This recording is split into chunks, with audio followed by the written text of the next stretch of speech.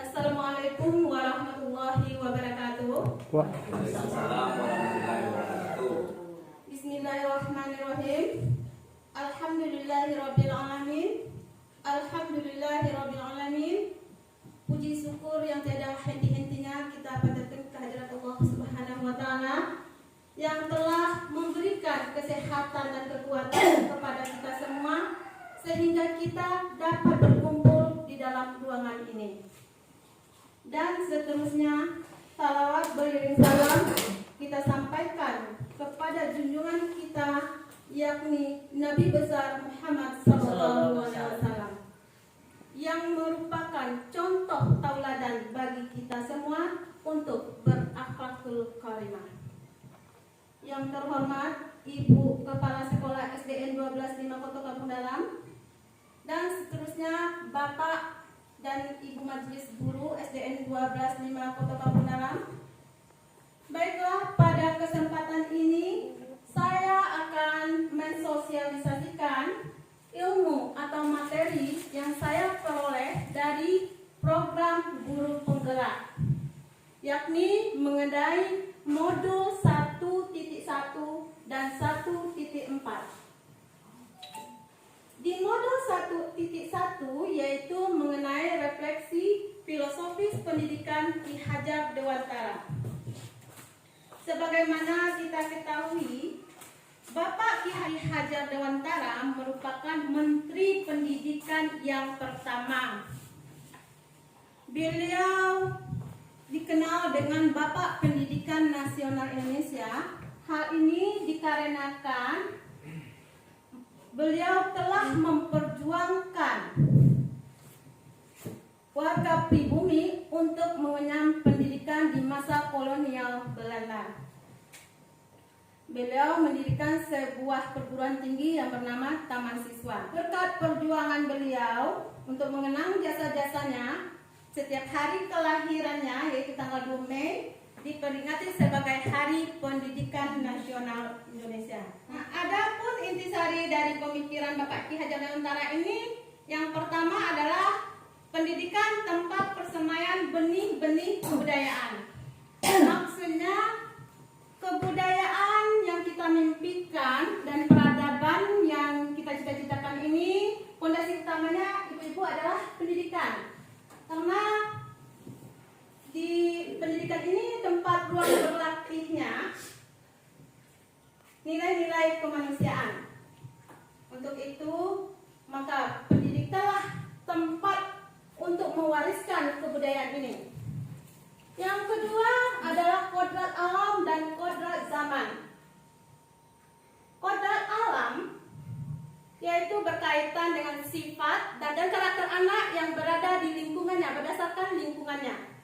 Sedangkan kodrat zaman yaitu berisikan tentang isi dan irama. Artinya anak sudah mempunyai sifat bawaannya masing-masing, dari yang kita tidak bisa merubah sifat dasarnya itu.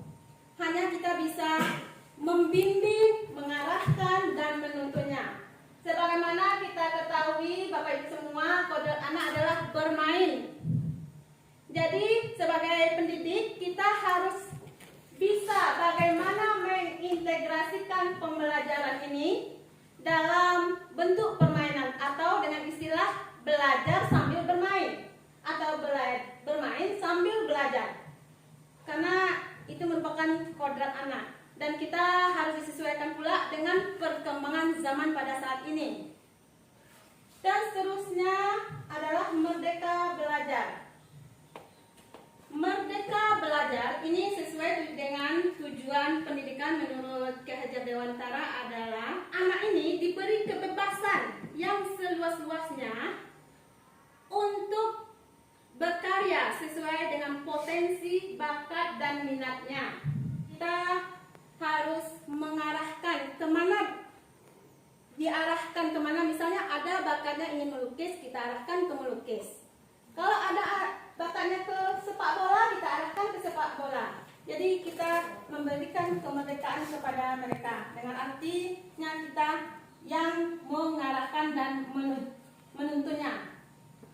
Kemudian 3 semboyan pendidikan menurut Ki Hajar Dewantara. Yang pertama adalah ing ngarso sumpalodo. Guru adalah pendidik yang mempunyai kewajiban memberikan contoh teladan kepada anak didik. Karena guru merupakan panutan bagi anak didik di sekolah.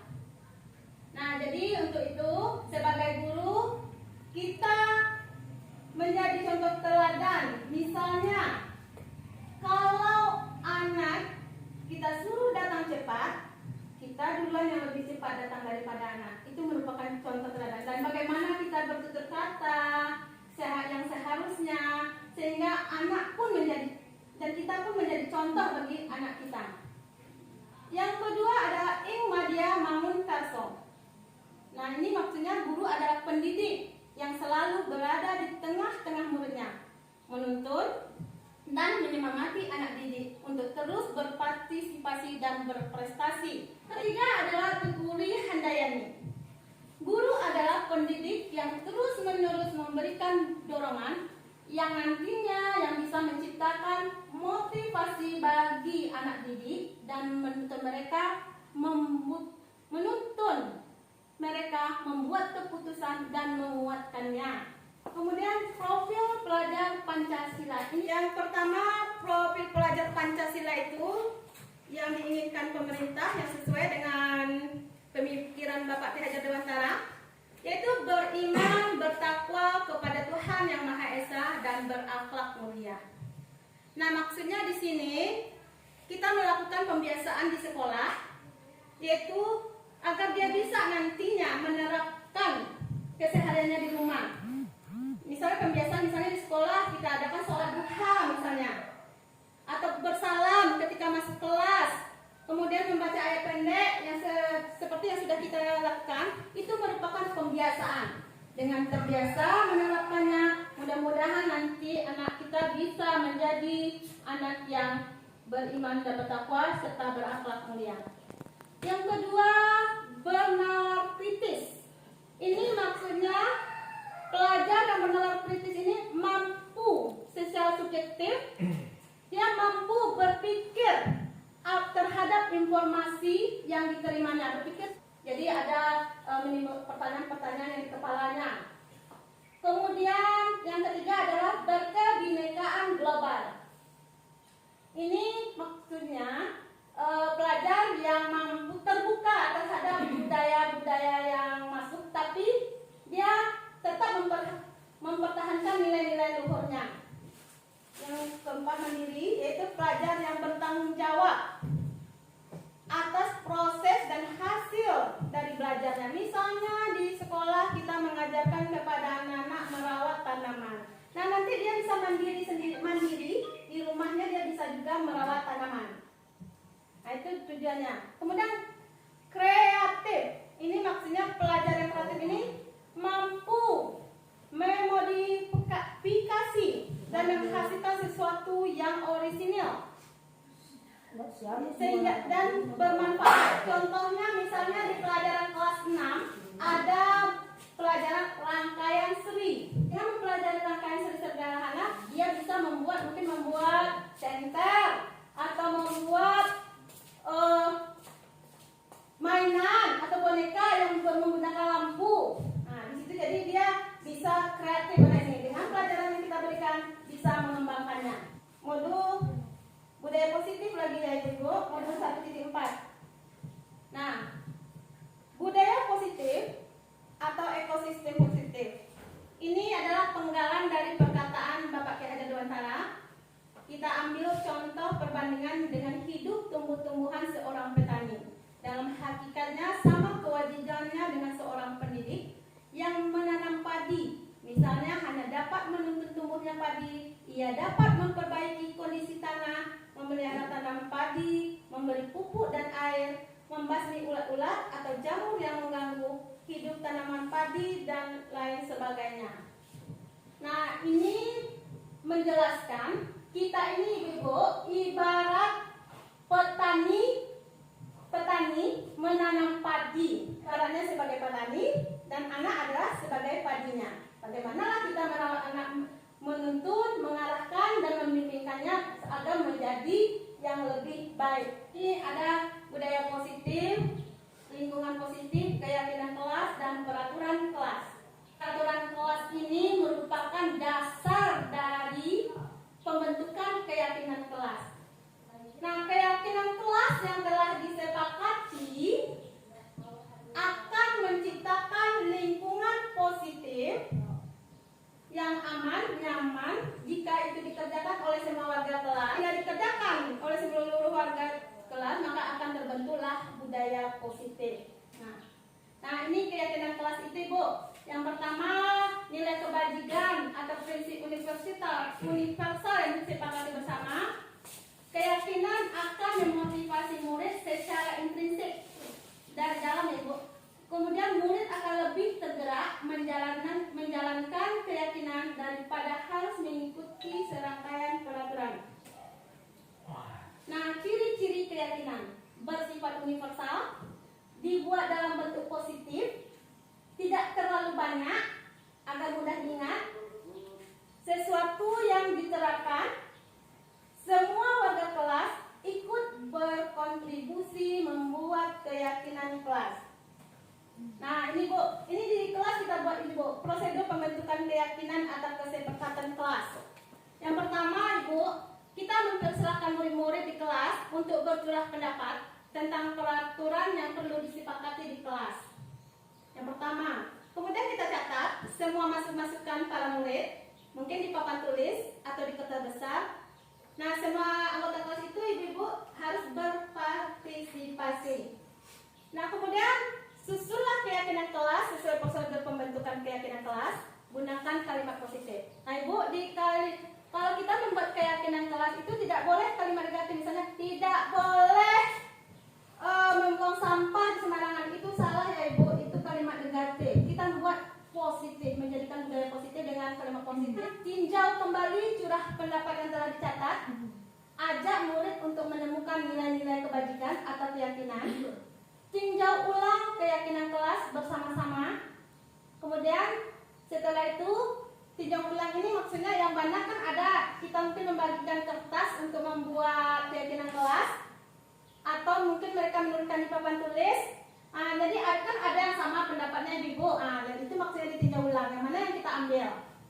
Nah, kemudian pajang keyakinan kelas itu, tapi hurufnya jangan kecil, agak besar, Ibu. Jadi kalau anak duduk kan nampak sama dia. Kalau dapat letaknya dia di hadapan dia. Nah, inilah contoh kesepakatan kelas. Kami guru dan murid yang saling menyayangi. Kami murid yang semangat belajar. Kami murid yang peduli dengan teman-teman. Jadi kita menanamkan budaya positif dan anak. Kan setiap kata itu doa kan Ibu. Kemudian ini dalam menjalani keyakinan kelas Ibu, pasti ada terjadi pelanggaran. Mungkin anak yang melanggar, maka yang sesuatu yang terjadi itu ada hukuman, ada sanksi atau konsekuensi, ada restitusi. Ini hukuman dengan konsekuensi berbeda ya Ibu. Hukuman Bu, kalau anak kita menghukum, pasti sesuatu yang menyakitkan terjadi. Sedangkan konsekuensi sesuatu yang harus terjadi. Yang kedua, kalau kita menghukum, anak bisa sakit maupun fisik maupun hatinya untuk jangka waktu lama kalau kita menghukumnya. Tapi kalau kita konsekuensi kita berikan, anak paling tidak nyaman dalam jangka waktu yang pendek. Kemudian kalau hukuman, anak benci kedisiplinan, sedangkan konsekuensi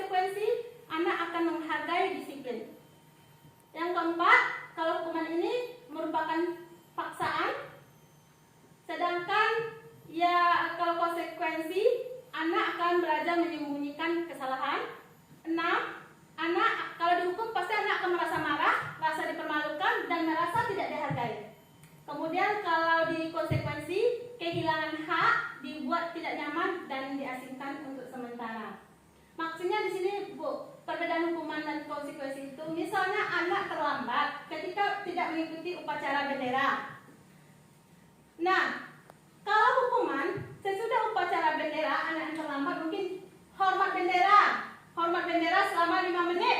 Itu merupakan hukuman, Bu. Akan menyakitkan bagi dia dalam jangka waktu lama. Bisa jadi dia belum makan, sakit, jatuh, pingsan nanti.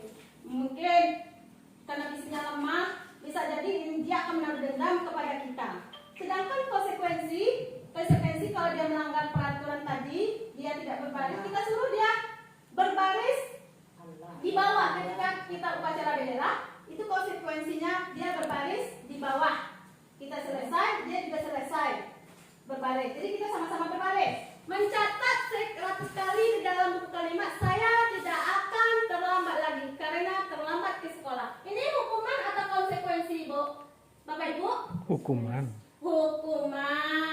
Karena mencatat 100 kali dalam buku, karena dia karena terlambat sekolah, ada hubungannya? Tidak ada hubungannya kan, Bu? Enggak. Dia terlambat datang sekolah. Dia suruh mencatat 100 kali. Itu tidak ada hubungannya. Kalau konsekuensi itu ada hubungannya yang diperbuatnya dengan tindakan dan perbuatan yang disesuaikan. Ya. Kemudian lari mengelilingi lapangan basket 2 kali karena terlambat hadir di sekolah. Hukuman konsekuensi, Bu. Hukuman. Hukuman. Baca baik-baik, Ibu ya. Nah. Kemudian murid diminta push up 15 kali karena tidak menggunakan masker ke sekolah. Hukuman. Atau konsekuensi? Hukuman. Ya. Hukuman. Dan yang kemudian menggantikan kertas tugas. Nah, teman yang telah dicoret-coret ini hukuman atau konsekuensi? Ini namanya konsekuensi. Ya, coret-coret punya temannya, otomatis dia akan menggantinya. Itu yang konsekuensi. Nah, jadi anak belajar bertanggung jawab, Bapak Ibu. Apa yang telah diperbuatnya, dia harus bertanggung jawab. Kemudian membersihkan tumpahan air di meja tulis karena tersenggol pada saat belajar. Hukuman atau konsekuensi? Konsekuensi. Nah, kemudian ini lari mengelilingi lapangan basket 2 kali karena terlambat 10 menit untuk pelajaran PJOK. Ini hukuman atau konsekuensi? Karena kan kebetulan pelajaran PJOK di lapangan. Sesuai Ya, sesuai ya. Sesuai. Ada hubungannya. Ada tindakan. Ada hubungannya. Berarti Bapak dan Ibu semuanya sudah paham ya, yang mana itu hukuman dan mana konsekuensi. Nah, sekarang kita belajar kebutuhan dasar manusia. Kebutuhan dasar manusia itu yang pertama adalah cinta kasih diterima. Kan ada, kita contohkan ini biasanya anak-anak yang seperti ini ingin disenangi oleh gurunya, ingin diperhatikan temannya atau gurunya. Contohnya, misalnya ada seorang murid yang suka mengambil misalnya makanan temannya diambil. Nah, ini tujuannya adalah dia butuh kasih sayang. Kenapa? Karena dengan mengambil makanan temannya, pasti temannya mengadu kepada ibu gurunya atau orang tuanya. Sehingga digadukan, otomatis kita memanggil dia Hasan. Ini biasanya ciri anaknya suka bergerak ke sana ke sini, Ibu. Kita kebebasan. Misalnya kok memanjat pohon lah, yang nampak dia suka yang sesuatu yang menarik dan yang unik. Itu ciri. Kemudian kesenangan, kebutuhan dasar manusia kesenangan. Ciri-ciri anak ini suka bercanda, suka bergurau, suka selengehan itu, suka jahil itu. Misalnya mungkin diambilnya pensil temannya, dia hanya jahil, kemudian dia ketawa-ketawa. Itu dia adalah kebutuhan dasarnya adalah kesenangan. Ada pernyataan, ibu guru bilang, aku tidak boleh bersenandung sewaktu mengerjakan tugas. Katanya kelas harus tenang. Jika tidak ada suara, padahal kan aku suka senang bernyanyi. Kebutuhannya ini apa, Bapak Ibu? Ya, kesenangan. Dan ibu guru tidak menyapaku hari ini. Perhatian. Padahal aku pakai gunting rambut baru. Kebutuhannya apa? Perhatian, kasih sayang. Iya, perhatian jadi kasih Sayang. Dia perhatian ya, kasih sayang. Ini aku bosen, masa belajarnya cuma gitu-gitu aja, dengan ibu guru aja. Ini kebutuhannya apa, Bapak Ibu? Kebebasan. Iya, ini adalah kebutuhannya kebebasan. Nah, satu lagi, ya bosen katanya. Aku sebel, gambarku tidak rapi. Malah ibu guru nunjukin ke teman-temanku yang di depan kelas. Ini kebutuhannya apa, Bapak Ibu? Kemenguasaan, karena dia merasa harga diri. Ya, harga dirinya Ibu. Iya, merasa. Karena gambarnya jelek ya. Pokoknya masa ditunjukin kepada teman-teman, itu sebel. Waalaikumsalam warahmatullahi wabarakatuh. Tadi Ibu ada menjelaskan tentang kesepakatan kelas. Ini kan Bu? Iya. Ya, sementara untuk anak kita yang kelas 1 kan belum bisa membaca tuh Bu. Bagaimana caranya kita membuat kesepakatan kelas itu kepada anak kita yang kelas 1? Ya, terima kasih kepada Ibu Isis yang telah menanyakan mengenai kesepakatan kelas. Yang ditanyakan tadi yaitu masalah keyakinan kelas atau kesepakatan kelas untuk kelas 1. Karena di kelas 1 anak-anak belum bisa membaca dan menulis. Nah, kalau di sini ya Bapak Ibu yang membuatnya adalah gurunya, disesuaikan dengan keadaan anaknya. Sesama teman harus saling menyayangi. Ibu tulis di papan tulis. Nah, kita bacakan semuanya, anak mengikutinya. Kita bacakan, kita semua saling menyayangi sesama teman. Jadi diikuti oleh anak dan diikuti oleh anak. Sampai apa yang ibu butuhkan, ibu lihat kondisi di kelas itu apa yang perlu ibu buat keyakinan kelas. Nah, jadi nanti disampaikan kepadanya. Kita sepakat ya anak-anak ibu semuanya, jagalah kebersihan, saling menyayangi. Nah, itu kalau bagiku kelas 1 ya, kelas rendah yang belum bisa apa-apa. Nah, ini posisi kontrol kita Bapak Ibu yang kita terapkan selama ini. 1 sebagai penghukum. Nah, biasa Ibu kalau sebagai penghukum itu nada suaranya tinggi. Bahasa tubuh atau mata melotot dan jari menunjuk atau menghardik. Misalnya ada anak yang tidak membuat PR, kita contohkan Bapak Ibu semua. Nah, pasti kita bunyi. Kenapa kamu tidak membuat PR?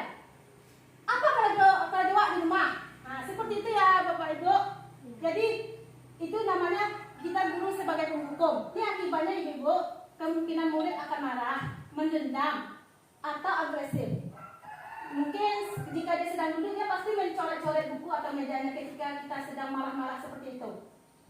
Yang kedua, posisi yang diterapkan oleh guru itu sebagai pembuat orang merasa bersalah. Artinya nada suara memelas atau halus atau sedih. Bahasa tubuh merapat pada anak, lesu. Biasanya anak itu misalnya tadi tidak membuat PR, kita mendekat kepada dia. Kenapa anak ibu tidak membuat PR? Apa nanti anak ibu tidak akan menyesal? Orang tuanya sudah susah menyekolahkan. Apa kerja orang tua anak ibu di rumah? Apa sehingga anak ini merasa bersalah? Karena dia telah mengecewakan orang tua dan akibatnya ini berbahaya Ibu daripada penghukum. Kalau penghukum dia hanya pada saat itu, sedangkan kalau orang lain merasa bersalah, dia merasa tertekan, dipendam-pendam, nggak bisa keluar. Kalau anak yang pertama tadi di penghukum, dia akan mengeluarkan. Kalau ini nggak, dipendam. Dia pendam apa kata gurunya. Ambo lah mengecewakan apa itu, bang. Akhirnya dia bisa merusak jiwanya. Posisi kontrol kita sebagai teman yang diterapkan oleh guru. Ini biasanya nada suaranya ramah, akrab, dan bercanda. Bahasa tubuh misalnya mata merapat pada murid, mata senyum jenaka. Ayolah sekarang bantu ibu, misalnya akrab lah seakan-akan bagaimana teman. Sambil kita tertawa ringan minta tolongnya. Akibatnya murid akan senang dan akrab dengan guru, tapi itu dampak positif. Dampak negatifnya ada juga Bapak Ibu. Jika anak ini berbuat sesuatu, dia hanya mau sama bapak atau ibunya yang sebagai teman tadi. Dia tidak mau dengan guru yang berbuat sedemikian apabila dia menyuruhnya. Kemudian posisi kontrol kita sebagai pemantau atau monitor. Ini biasanya suara datar, bahasa tubuh formal. Biasanya guru berkata, peraturannya apa? Apa yang telah kamu lakukan, datar saja. Akibatnya, murid memahami sanksi yang harus dijalankan karena melanggar salah satu aturan. Emosi anak tidak menunjukkan berlebihan. Murid tetap dibuat tidak nyaman karena harus tinggal di kelas pada waktu jam istirahat untuk mengerjakan tugasnya. Nah, ini contohnya memantau itu kalau ada tugas anak yang tidak selesai, kita suruh dia menyelesaikannya. Kita pantau, kita awasi dia di dalam kelas. Teman-temannya kan sudah keluar, dia kan tinggal sendirian. Jadi dia tidak bisa ditinggal sendirian. Itu maksudnya kapan guru. Nada suara tulus, akrab.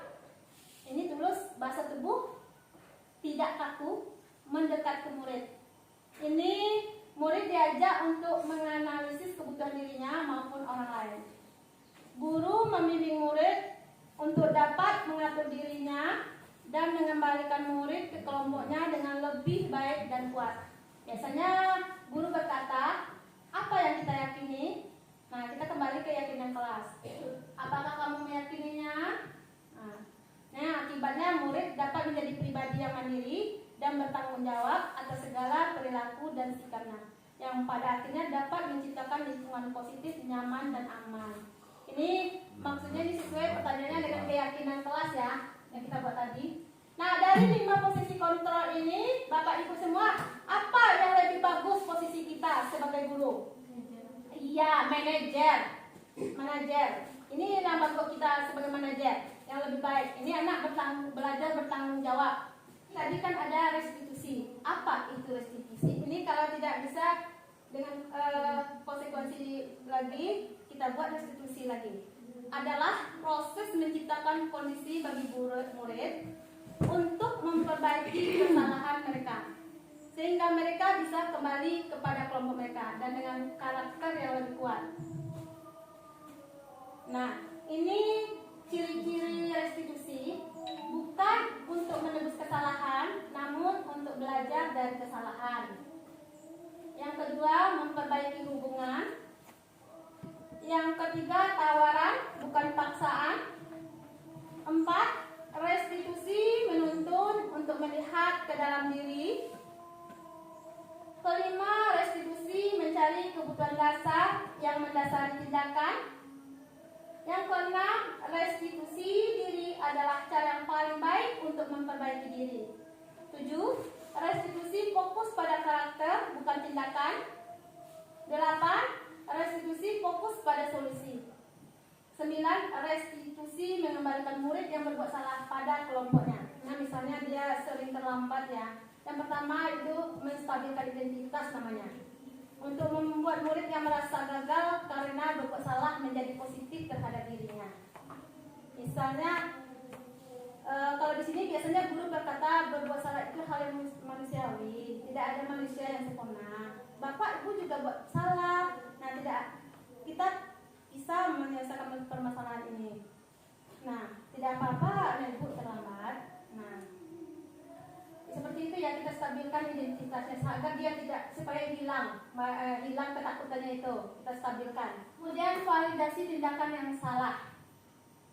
Ini membantu murid untuk mengenali kebutuhan yang ingin dipenuhinya ketika melakukan kesalahan itu. Pada dasarnya setiap tindakan manusia tujuannya adalah memenuhi basic kebutuhan dasar, apakah itu penguasaan, kebebasan, atau diterima, atau kesenangan, atau bertahan hidup. Nah, biasanya ini guru berkata, kamu bisa saja akan melakukan hal yang lebih buruk. Tapi kamu tidak melakukannya kan? Kamu pasti punya alasan mengapa melakukannya.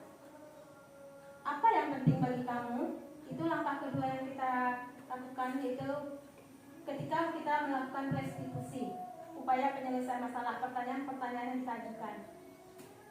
Kemudian baru terakhir kita menanyakan keyakinan kelasnya.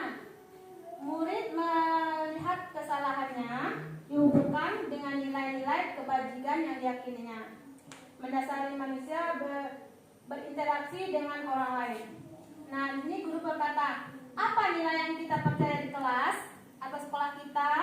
Kata kita, nilai kebajikan atau keyakinan apa yang telah kita sepakati? Kelas yang ideal itu seperti apa sih? Nah, kira-kira seperti itu ya Bapak Ibu. Bu, tanya satu Bu. Ya, dipersilakan kepada Bapak Windo. Ini ada penjabaran materi mengenai pemberian hukuman Ya. kepada siswa, misalnya memberikan budaya positif dan budaya negatif. Biasanya kita seorang guru ini kan selalu memberikan hukuman jerak Ya. kepada siswa yang melanggar hukuman, contohnya tidak membuat PR kan. Ya. Itu yang seperti yang saya lakukan setiap kali memberikan hukuman kepada siswa. Kalau tidak membuat PR itu saya kasih sanksi itu kayaknya berdiri di depan kelas ya kan. Itu kan memberikan efek negatif kepada siswa kan. Tetapi kalau tidak kita berikan efek negatif itu kepada siswa, kalau kita berikan dengan kasih sayang sebenarnya kan, itu otomatis anak itu akan menganggap perintah kita sebagai orang guru itu remeh kan. Apa tuh nanti saya tidak membuat PR, cuma dikasih nasihat sama guru, tidak ada efek jerahnya. Itu otomatis kan memberikan kesemena-mena kepada guru kan. Gimana guru itu? Terima kasih. Bapak Windo yang menanyakan, yang ada anak yang tidak membuat PR, dikasih hukuman supaya jerah katanya, dikasih hukuman untuk berdiri di depan kelas agar kalau tidak dibeli nanti dia akan semena-mena lanjutkan ya, tidak akan membuat PR. Nah, kita di sini kita kan tadi belajar tentang budaya positif, ada hukuman tadi, ada konsekuensi, ada restitusi. Nah, dari kalau dia melanggar, contohnya dia tidak membuat PR, apa konsekuensi itu kan relevan dengan tindakannya. Misalnya dia tidak membuat PR. Nah, kita suruh PR itu dikerjakan di sekolah, tapi dengan di jam istirahatnya, tidak memakan waktunya. Jadi dia kerjakan kan dia kan terambil haknya, dia merasa haknya terambil. Tidak bisa kalau main lah gara-gara otomatis dia akan mengerjakan PR dengan sendirinya. Mungkin kalau yang berdiri tadi dia pun mungkin dia akan merasa sakit nanti, mana tahu nanti anak itu mungkin tidak mau membuat PR, mungkin ada alasan tertentu kondisinya di rumah, kita kan tidak tahu Bapak Ibu semuanya. Intinya Bapak Windo nanti kalau ada yang tidak membuat PR, beri dia konsekuensinya dengan mengerjakan tugasnya di jam lain, tidak di jam pelajaran efektif, atau kalau boleh lambat juga dia pulang. Nah, itu satu-satunya. Tapi tidak bisa juga tidak membuat efek jerah. Kita melangkah ke restitusi tadi, keyakinan kelas yang kita buat tadi. Nah, kita tanya dari tentang yang pertama kita stabilkan dulu. Tapi kita menanyanya dengan penuh kasih sayang ya, dan tulus dalam hati kita. Kita stabilkan identitas. Ini langkah yang tadi kita lakukan, kita stabilkan identitas. Tidak masalah anak ibu misalnya tidak membuat PR, mungkin anak ibu ada sebabnya. Bapak yakin mungkin anak bapak mungkin di rumah mungkin ada masalah, mungkin ada. Jadi kita pikiran positif saja, karena kan setiap kata itu doa.